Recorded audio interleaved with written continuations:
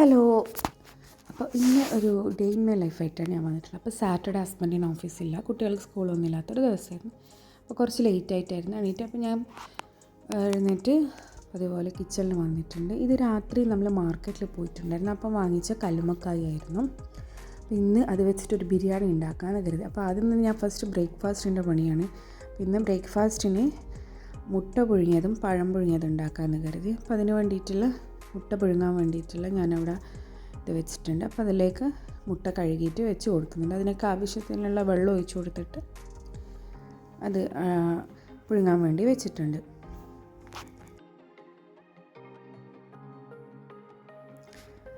അതവിടെ നാകുന്ന സമയം കൊണ്ട് ഞാൻ തലേന്ന് തന്നെ കഴുകി വെച്ച പാത്രങ്ങളുണ്ടായിരുന്നു. അപ്പോൾ അതൊക്കെ പെട്ടെന്ന് തന്നെ വേഗം എടുത്തു വെക്കാൻ നിന്നു.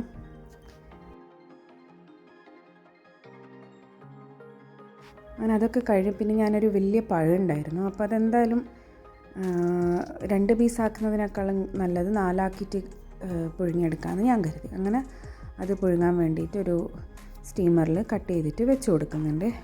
അങ്ങനെ അതും ഞാൻ അടുപ്പിലേക്ക് മാറ്റിയിട്ടുണ്ട്.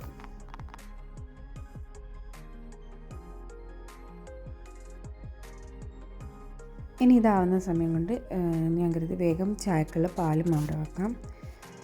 അങ്ങനെ ഒരു 10 മിനിറ്റ് അങ്ങനെ ആയപ്പോൾ എൻ്റെ മുട്ട നല്ലപോലെ ബോയിലായി വന്നിട്ടുണ്ട്. അപ്പോൾ അതിന് ഞാൻ ഒരു പാത്രത്തിൽ കുറച്ച് വെള്ളം എടുത്തിട്ട് അതിലേക്ക് ഇട്ട് കൊടുത്തിട്ടുണ്ട്. അപ്പോൾ പാലിവിടെ തിളച്ച് വരുന്നുണ്ട്. അപ്പോൾ അതിലേക്ക് ഞാൻ ആവശ്യത്തിനുള്ള പഞ്ചസാരയും ചായപ്പൊടിയും ഒക്കെ ഇട്ട് കൊടുക്കുന്നുണ്ട്.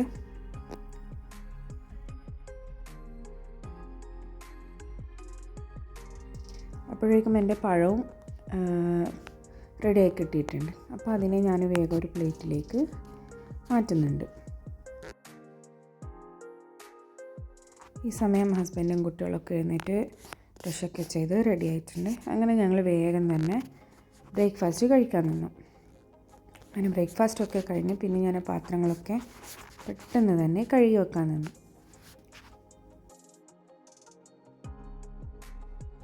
ഇന്നെനിക്ക് ലഞ്ച് കഴിഞ്ഞിട്ട് പുറത്ത് പോകാനുണ്ടായിരുന്നു. അപ്പോൾ പെട്ടെന്ന് തന്നെ എല്ലാ പണികളും വേഗം തീർക്കുന്നതാണിത്. അപ്പോൾ ബ്രേക്ക്ഫാസ്റ്റൊക്കെ കഴിഞ്ഞ് കുട്ടികൾ അവരുടെ സ്കൂളിലെ ഹോംവർക്കും കാര്യങ്ങളൊക്കെ ചെയ്ത് കളിക്കാൻ പോയിട്ടുണ്ടായിരുന്നു. അങ്ങനെ ഞാൻ പാത്രങ്ങളൊക്കെ കഴുകി വൃത്തിയാക്കി വെച്ചു. അപ്പോൾ ഇനി എനിക്ക് ആ കല്ലുമ്മക്കായി ഒന്ന് ക്ലീൻ ചെയ്തെടുക്കണം.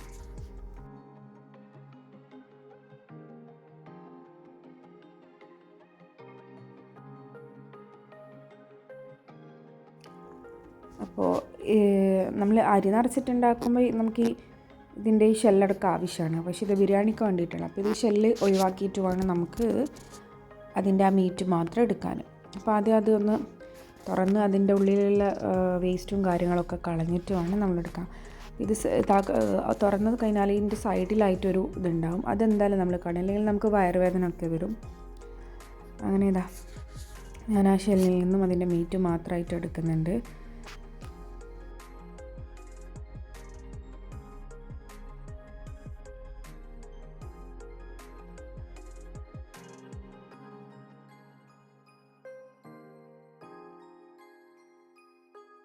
അങ്ങനെ ഒരു ഭാഗം ഞാൻ കത്തി വെച്ച് ചെയ്തു. ഇനി അടുത്ത ഭാഗം ചെയ്യാൻ എനിക്ക് ഏറ്റവും എളുപ്പം ഇതിൻ്റെ ഈ ഷെല്ല് വെച്ചിട്ടായിരുന്നു. നമ്മൾ നോർമലി വീട്ടിൽ നിന്നൊക്കെ ഇങ്ങനെയാണ് എടുക്കൽ. അപ്പോൾ അതുപോലെ മറ്റു ഷെല്ലിൽ നിന്നും അതും റെഡിയാക്കി എടുക്കുന്നുണ്ട്. അങ്ങനെ അതിൻ്റെ മീറ്റ് മാത്രം എടുത്തിട്ടുണ്ട്. ഇനി ഇതുപോലെ ബാക്കിയെല്ലാം ചെയ്തെടുക്കണം.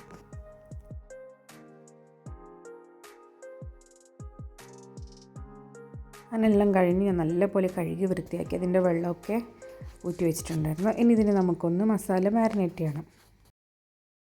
ഇതിലേക്ക് ആവശ്യത്തിനുള്ള ഉപ്പും 1/2 ടീസ്പൂൺ മഞ്ഞൾപ്പൊടിയും 1/2 ടീസ്പൂൺ മുളക് പൊടിയും ചേർത്ത് ഇത് നല്ലപോലെ ഒന്ന് മാരിനേറ്റ് ചെയ്തെടുക്കണം.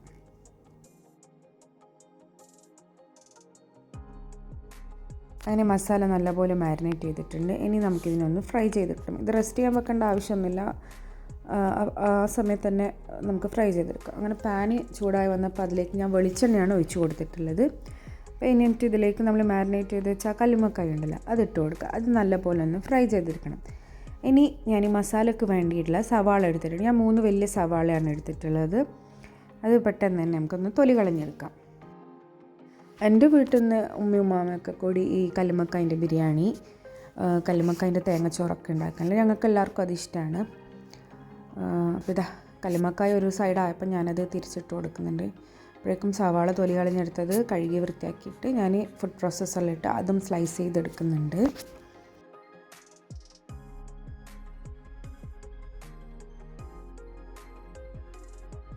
അപ്പോൾ അതവിടെ സ്ലൈസ് ചെയ്തെടുത്തിട്ടുണ്ട്. ഇനി ഈ ബിരിയാണിയിലേക്ക് ആവശ്യമായ ഒരു വലിയ പഴുത്ത തക്കാളിയും പിന്നെ എരിവിന് ആവശ്യമായ ഒരു 5-6 പച്ചമുളകും പിന്നെ ചെറിയൊരു കഷ്ണം ഇഞ്ചി, കുറച്ച് വെളുത്തുള്ളിയും എല്ലാം എടുത്തിട്ട് നല്ലപോലെ ഒന്ന് കഴുകിയെടുക്കണം. അപ്പോൾ ഞാൻ വെളുത്തുള്ളി അതിൻ്റെ തൊലിയൊക്കെ കളഞ്ഞെടുക്കുന്നുണ്ട്.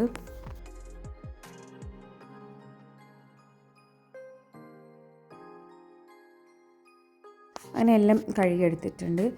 ഇനി ഈ നമുക്ക് പച്ചമുളക്, ഇഞ്ചി, വെളുത്തുള്ളി എന്നിവ ഒന്ന് നല്ലപോലെ ചതച്ചെടുക്കണം. അപ്പോൾ അതിന് വേണ്ടി ഞാൻ മിക്സിയുടെ ജാറിലേക്ക് ഇതിട്ട് കൊടുത്തിട്ടുണ്ട്. ഇനി അത് നല്ലപോലെ ഒന്ന് ചതച്ചെടുക്കാം. ഈ സമയം എൻ്റെ കല്ലുമ്മക്കായ് ഫ്രൈ ആയത് റെഡി ആയിട്ടുണ്ട്. അതവിടെ ഫ്ലെയിം ഓഫ് ചെയ്തിട്ടുണ്ടായിരുന്നു. പിന്നെ ഇനി മസാല ആക്കാൻ വേണ്ടിയിട്ടുള്ള ഒരു പാൻ അടുപ്പിൽ വെച്ച് അത് ചൂടായി വന്നപ്പോൾ അതിലേക്ക് വീണ്ടും ഞാൻ കുറച്ച് വെളിച്ചെണ്ണയാണ് ഒഴിച്ചു കൊടുക്കുന്നത്. അതും ഒഴിച്ചു കൊടുത്ത് അതിലേക്ക് നമ്മൾ നേരത്തെ സ്ലൈസ് ചെയ്ത് വെച്ച സവാള ഉണ്ടല്ലോ അതിട്ട് കൊടുത്തിട്ട് നല്ലപോലെ അതൊന്ന് വഴറ്റി കൊടുക്കാം.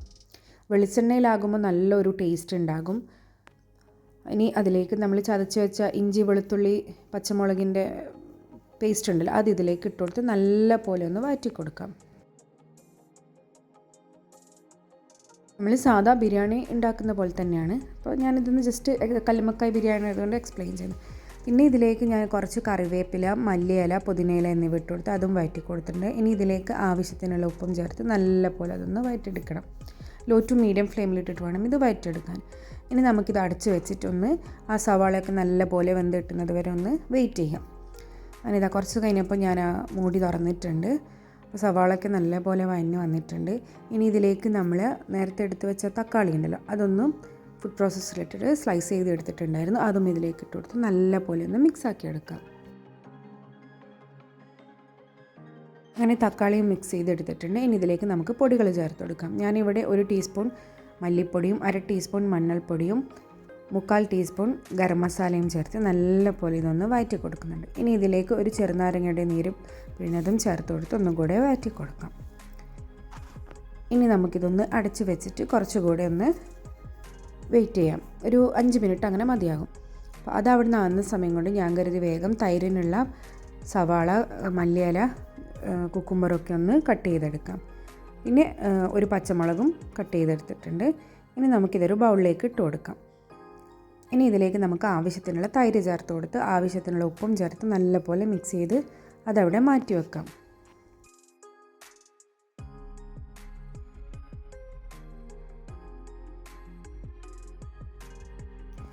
അപ്പോഴേക്കും നമ്മുടെ മസാല ഇവിടെ നല്ലപോലെ വഴഞ്ഞ് കിട്ടിയിട്ടുണ്ട്. ആ പൊടികളും സവാളയൊക്കെ നല്ലപോലെ മിക്സായി കിട്ടിയിട്ടുണ്ട്. ഇനി നമുക്ക് ഇതിലേക്ക് നമ്മൾ നേരത്തെ ഫ്രൈ ചെയ്ത് വെച്ച കല്ലുമ്മക്കായ് ഉണ്ടല്ലോ അത് ഇതിലേക്ക് ഇട്ട് കൊടുക്കാം.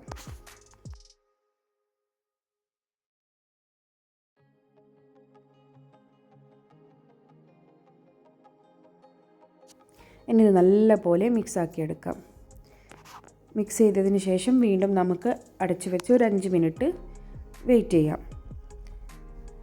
അപ്പോൾ ഈ സമയം കൊണ്ട് ഞാൻ കരുതി ചോറിന് വേണ്ടിയിട്ടുള്ള അരി ഒന്ന് കഴുകി വൃത്തിയാക്കി എടുക്കാമെന്ന്.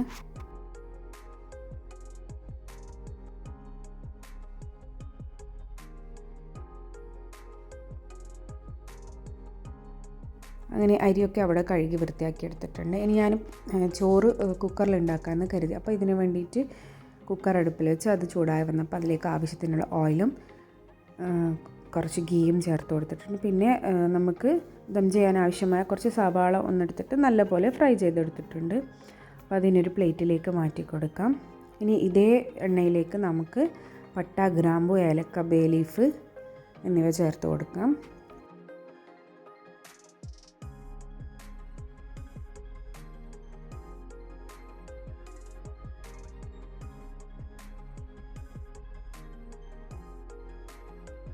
അങ്ങനെ അത് ഒന്ന് പൊട്ടി വന്നപ്പോൾ അതിലേക്ക് നമ്മൾ കഴുകി വെള്ളം ഊറ്റാൻ വെച്ച റൈസ് ചേർത്ത് കൊടുക്കുക. ഞാനിവിടെ ജീരകശാലയാണ് എടുത്തിട്ടുള്ളത്, കൈമ റൈസാണ് എടുത്തിട്ടുള്ളത്.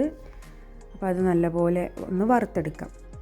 ഇത് വറുത്തെടുത്തതിന് ശേഷം നമ്മൾ റൈസ് എത്രയാണ് എടുക്കുന്നത് അതിൻ്റെ ഡബിളായിട്ടുള്ള വെള്ളം അത് ഞാൻ ചൂടാക്കാൻ വെച്ചിട്ടുണ്ടായിരുന്നു കെറ്റിൽ. അതും അതിലേക്ക് ഇട്ട് കൊടുത്ത് ആവശ്യത്തിനുള്ള ഉപ്പും ചേർത്ത് കൊടുത്ത് അതൊന്ന് നമുക്ക് അടച്ച് വെച്ച് ഒരു 2 വിസിൽ വരുന്നത് വരെ വെയിറ്റ് ചെയ്യാം. ഞാൻ കുക്കറിൽ ഇങ്ങനെയാണ് നെയ്ച്ചോറും ബിരിയാണിക്കുള്ള റൈസൊക്കെ തയ്യാറാക്കൽ.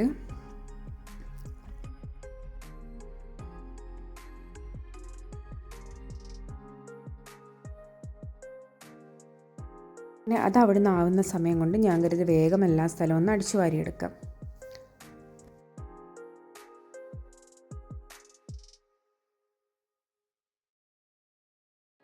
അങ്ങനെ എൻ്റെ അടിച്ചു വാരലൊക്കെ കഴിഞ്ഞിട്ടുണ്ടായിരുന്നു. അപ്പോഴേക്കും എൻ്റെ കുക്കറിൽ 2 വിസിലൊക്കെ വന്ന് അതിൻ്റെ ആവിയൊക്കെ പോയിട്ടുണ്ടായിരുന്നു. അപ്പോൾ ഇതാ ചോറ് നല്ല പോലെ റെഡിയാക്കി ഇട്ടിട്ടുണ്ട്. അപ്പോൾ കുക്കറിൽ ഇതുവരെ ഗീ റൈസ് ഒന്നും വെച്ച് നോക്കാത്തവരാണെങ്കിൽ ഇതുപോലെ ഒന്ന് ട്രൈ ചെയ്ത് നോക്കിയാൽ മതി. ഇനി നമുക്കിതൊന്ന് നല്ല പോലെ ഒന്ന് ഇളക്കി കൊടുക്കാം. ഈ സമയം ഞാൻ ഈ മസാലയൊക്കെ അവിടെ ഓഫ് ചെയ്തിട്ട് വെച്ചിട്ടുണ്ടായിരുന്നു. ഇനി നമുക്കിതിനെ ദം ചെയ്തെടുക്കണം. അപ്പോൾ പെട്ടെന്ന് തന്നെ പണികൾ തീർക്കുന്നതാണിത്. ഞങ്ങൾക്കൊന്ന് പുറത്ത് പോകാനുണ്ടായിരുന്നു. അപ്പോൾ നേരത്തെ ഫ്രൈ ചെയ്ത് വെച്ച സവാളയും പിന്നെ കുറച്ച് മല്ലിയിലയും പുതിനയിലയും ഞാൻ ചെറുതായി അരിഞ്ഞ് വെച്ചിട്ടുണ്ടായിരുന്നു. അതുമെല്ലാം ഒന്ന് നല്ലപോലെ ഒന്ന് മിക്സ് ചെയ്ത് നമുക്ക് കുറച്ചെടുത്തിട്ട് ഇതൊന്ന് മസാലയുടെ മുകളിലായിട്ട് ഇട്ട് കൊടുക്കാം. ഇനി നമുക്ക് ഇതിന് മുകളിലായിട്ട് നമ്മൾ ചോറിട്ട് കൊടുക്കാം. ദം ചെയ്യുന്നതൊക്കെ എല്ലാവർക്കും അറിയാൻ പറ്റുമല്ലോ. അപ്പോൾ ചോറും ഇട്ട് കൊടുത്ത് അതൊന്ന് ലെവൽ ചെയ്തതിന് ശേഷം വീണ്ടും നമുക്ക് ആ ഫ്രൈ ചെയ്ത് വെച്ച് സവാള, മല്ലിയില, പുതിനയില മിക്സ് ഇട്ട് കൊടുക്കാം. പിന്നെ കുറച്ച് ഗരം മസാലയും ചെറുതായിട്ടൊന്നിങ്ങനെ സ്പ്രെഡ് ചെയ്ത് കൊടുക്കാം.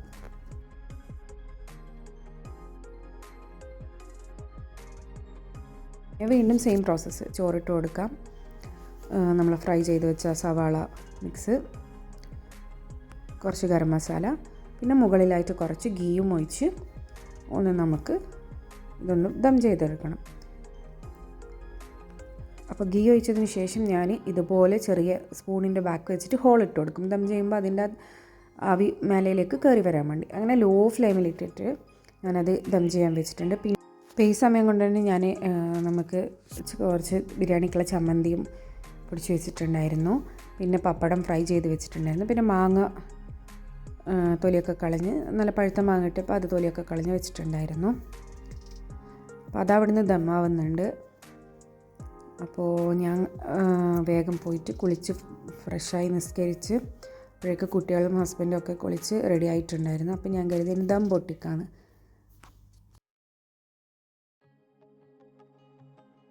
അങ്ങനെ റൈസ് ആദ്യം ഒന്ന് ജസ്റ്റ് ഒന്ന് മിക്സ് ചെയ്തതിന് ശേഷം ഇതിൽ നിന്ന് റൈസ് മാത്രം ഒരു പാത്രത്തിലേക്ക് നമുക്ക് മാറ്റി കൊടുക്കാം. എല്ലാ റൈസും മാറ്റിയിട്ടുണ്ട്. ഇനി നമുക്ക് മസാല ഒന്ന് ജസ്റ്റ് ഇതുപോലെ ഒന്ന് മിക്സ് ചെയ്തെടുക്കാം. നല്ല മണം വരുന്നുണ്ടായിരുന്നു.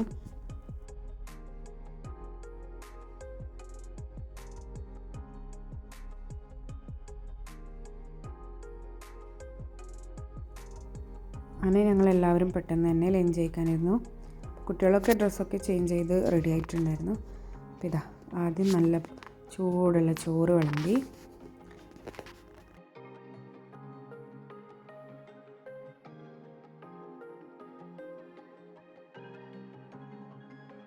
പിന്നെ അതിൻ്റെ സൈഡിലായിട്ട് നമ്മുടെ കല്ലുമ്മക്കായ് മസാലയും വിളമ്പി, പിന്നെ നമ്മൾ സൈഡ് ഡിഷായിട്ടാക്കിയ തൈരും ചമ്മന്തിയും അച്ചാറും പപ്പടവും ഒക്കെ വെക്കുന്നുണ്ട്.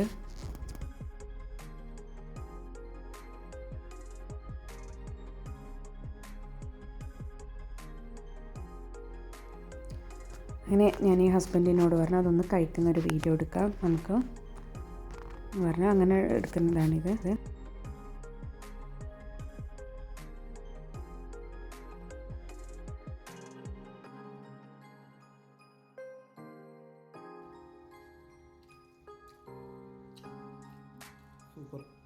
നല്ല ടേസ്റ്റ് ഉണ്ടായിരുന്നു ബിരിയാണി, എല്ലാവർക്കും ഇഷ്ടമായി. പിന്നെ അതൊക്കെ കഴിഞ്ഞ് ഞാൻ വേഗം കിച്ചണൊക്കെ ക്ലീൻ ചെയ്ത് ഡ്രസ്സൊക്കെ ചേഞ്ച് ചെയ്ത് ഞങ്ങൾ പുറത്ത് പോകാൻ നിന്നു.